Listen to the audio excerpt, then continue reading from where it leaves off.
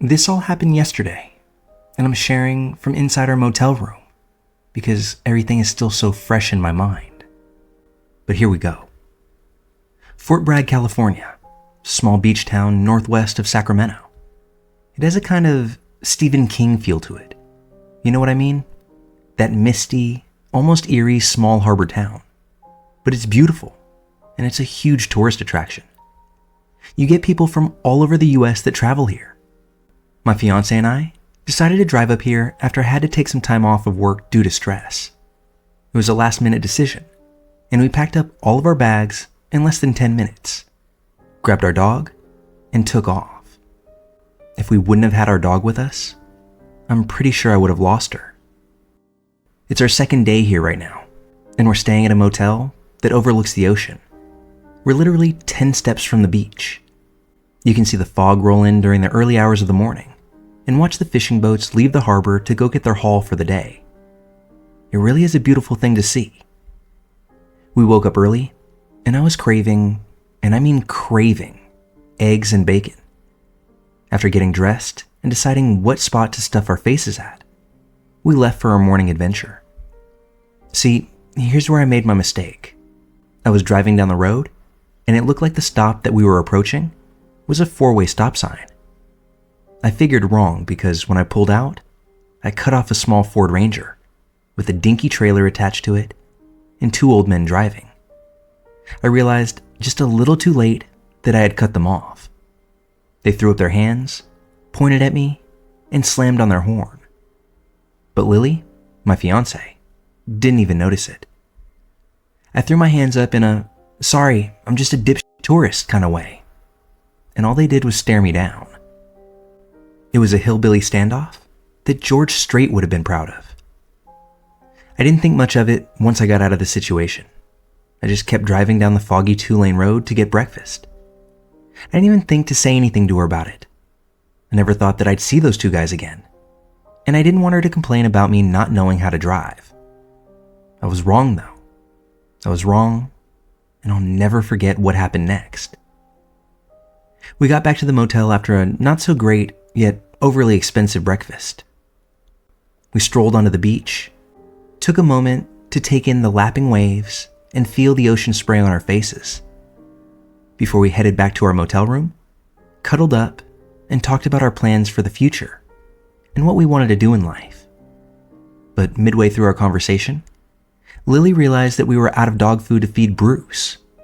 That's when I agreed to go up to the cute, yet slightly creepy market and grabbing a bag of goodies. I kissed her on the cheek and jumped in the Navy. I got about halfway to the store before I realized that I had forgotten my wallet on the nightstand. So after a quick U-turn, I pulled back into the motel parking lot. And that's where I saw it. That same Ford Ranger with the janky trailer attached to it. The only difference was that the driver and passenger, a much less affable versions of Hank and Boomhauer, weren't inside of it. I thought to myself, I didn't remember seeing that truck here last night. I walked up to our door while looking over my shoulder wondering, what are the chances these douchebags are staying here? And then, not 2 seconds later, my heart began to beat faster.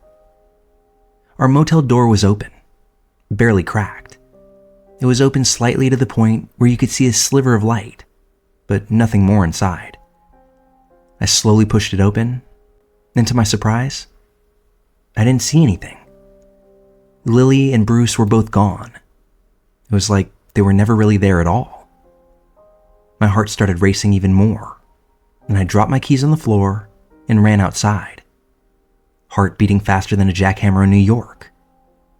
I didn't see Lily or Bruce outside, nor did I see the creepy old guys from the Ford truck. I was becoming both angry and frantic at this point. All I'm thinking is, where are you guys?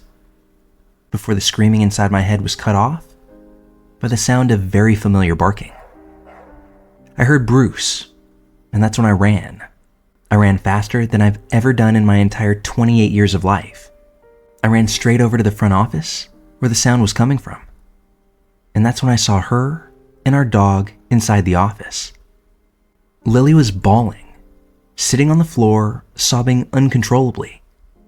And Bruce's hair was standing straight up until he saw that it was me sprinting towards them. Lily got up, ran to my arms. Meanwhile, the clerk is on the phone, and I'm left wondering, what the f*** happened in the 2 minutes that I was gone? This is what happened, told by Lily, and it makes my blood run cold. It turns out, as soon as I left, not even 30 seconds went by, and that's when those inbred assholes knocked on our door. Lily instinctively opened it up, thinking that it was me forgetting my wallet, which I did. And that's when they tried to force their way into the room, saying, "You can thank your boy toy for what's coming to you," all while grabbing her, pushing her, and attempting to cover her mouth. But those assholes didn't realize one thing, and that's that we had a dog in our back seat when I cut them off. Bruce jumped off the bed and didn't hesitate to bite the one grabbing her. They tried their best to kick him, tried to shake him off, but Bruce wasn't letting go. After being bit and realizing that the noise would draw attention if they didn't leave, they ran off, and Lily was able to sprint to the front office and wait for help, while Bruce followed suit. I wasn't there. I couldn't protect her. If we would have found a dog sitter, and our plans weren't so last minute, she could be gone right now. But my dog was there, and he did exactly what a good boy, no, the best boy, would do. And for that, he's truly my best friend. If he wasn't there, what would have happened? Would she have been kidnapped, beaten, killed? Maybe all of the above. The craziest thing is that they haven't been caught yet. We filed all the reports with the local sheriff. I told them what had happened earlier that morning, and the cop looked right at me and said, "You're lucky your dog was there, son. If he wasn't, and they got in there with her, you could have been filing a different report right now." At that statement, I felt tears well up in my eyes. I looked over at Lily and at Bruce and thanked God that I rescued him from the pound, because in return, he rescued the love of my life when I couldn't.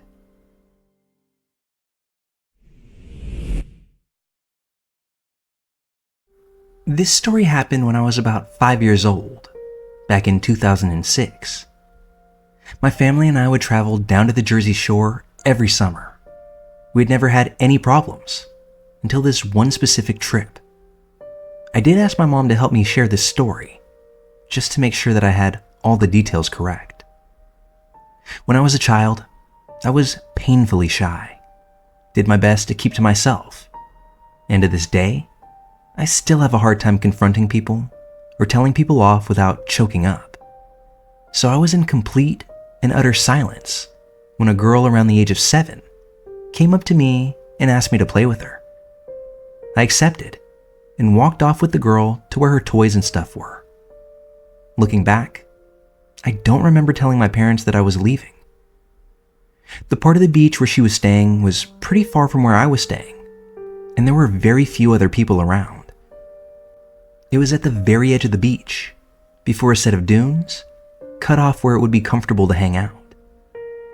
Now that I look back on it, it was actually very sketchy.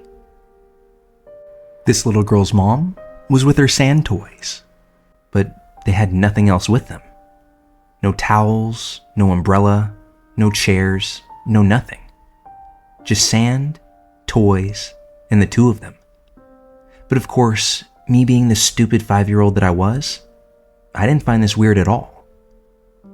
Me and the girl swam for I don't even know how long before her mom called us back to the shore.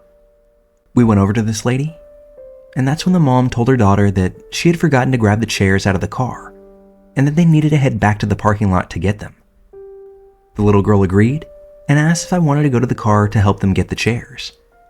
Again, being shy, especially around adults, I initially hesitated, even said no. That's when the mom began to put her hand on my shoulder and started leading me towards the parking lot. With her hand still nudging me, I remember her saying, "Oh honey, it's okay. We need all the help we can get. we have a lot of stuff to bring back.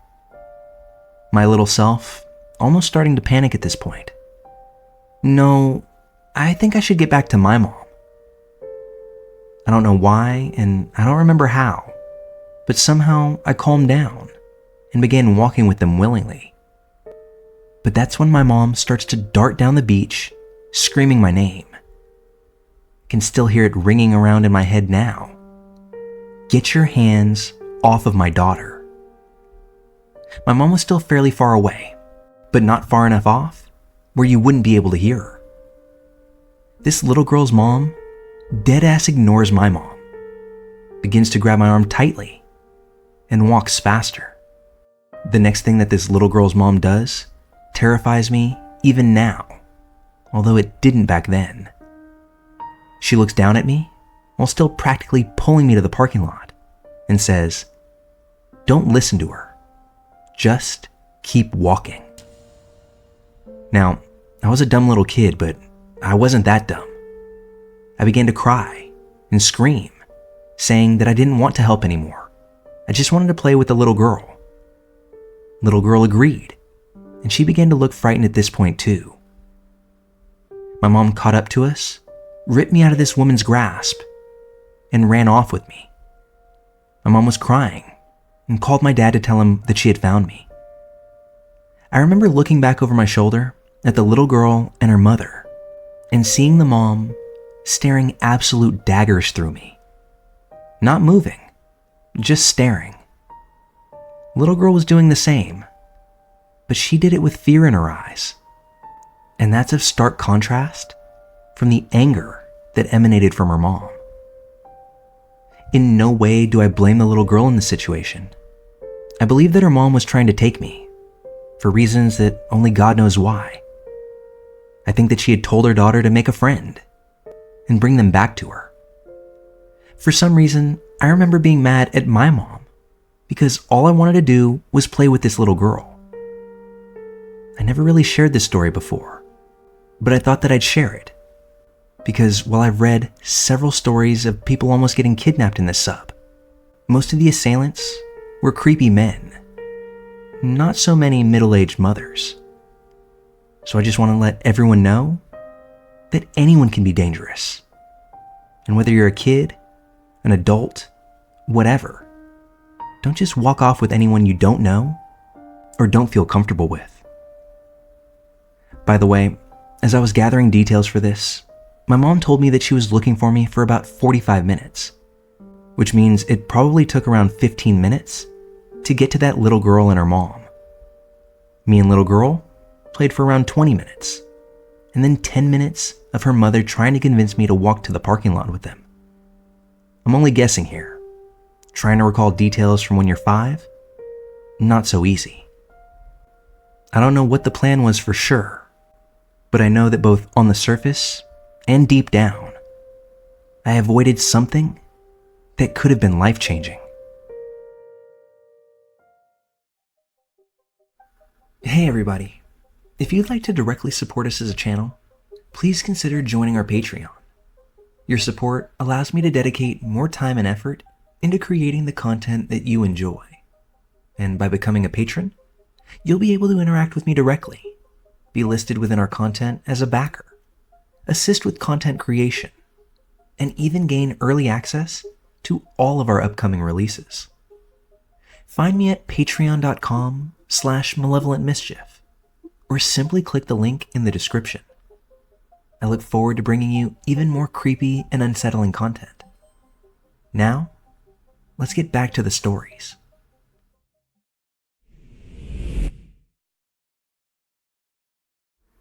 This happened to me a couple of months ago now, but when it first happened, given how crazy it was, it took me more than a few weeks to collect myself, just enough to share it with others. It's relevant for me to tell you up front that I'm a military veteran, and I have PTSD and anxiety as well as a pretty bad case of depression. I've read that various forms of cognitive behavioral therapy can massively improve PTSD symptoms, and in turn help to reduce my anxiety. So I've been trying a bunch of techniques at home. The problem there is, my wife and I live in a small 2-bedroom ground floor flat with an upstairs neighbor that has absolutely no care for other people in this world. The typical jock douchebag type who's a personal trainer, but he trains at home too, because gains. The kind of guy whose only two topics of conversation are protein powder and steamed rice. I'm sure you can imagine the type. Anyway, with that being a constant issue, meditation and quiet mindfulness are just not possible with the constant noise. My solution to this was to do my normal routine during the day, but take advantage of my insomnia later on. At around 11 p.m., maybe midnight, I would don my coat and shoes, and as we lived near the beach, I figured I could walk there, walk on sand, and be mindful to the sounds of the ocean. Sounds nice, doesn't it? It was, the first 2 times. But you know what they say, the third time, that's the charm. The walk to the beach from my house isn't that far, maybe a little over half a mile.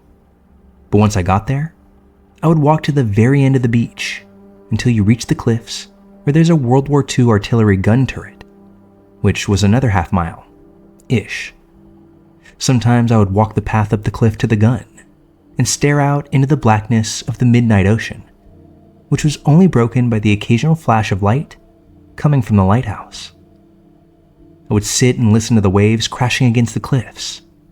Sometimes I would close my eyes and just concentrate on nothing, except for that sound. I felt safe there, knowing I was alone, just me and the expansive ocean. Usually before I turned tail and head home, I would walk down to a small row of benches.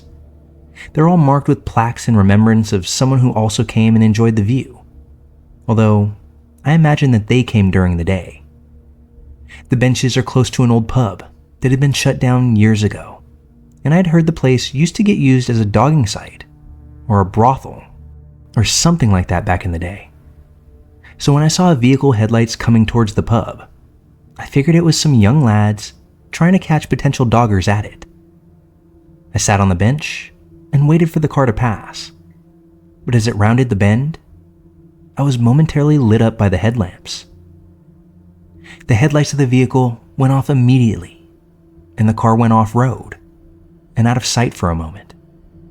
At this point, I was fully alert and a bit cautious, so I dropped to one knee and ducked behind the bench that I had been sitting on. The vehicle drove past me. It was only maybe 40 feet from me, and as a lighthouse illuminated the car, I could now see that it was an old beat-up Land Rover kind of vehicle, even equipped with camo on the wings. At that moment, someone popped out of the top of the vehicle with a scoped rifle and a big flashlight. In that instant, in my head, I was back in Iraq, and my senses felt razor sharp. I dropped flat onto my stomach, crawled into a patch of long grass adjacent to the benches. Then I got in a position where I could see them, but they wouldn't be able to see me. The guy with the rifle shone his torch at the exact bench that I had been sitting on. Then the others, no doubt in search for me. He started looking all around him through the scope, looking for where I might have gone. My heart was pounding so hard that I felt as if they could hear it.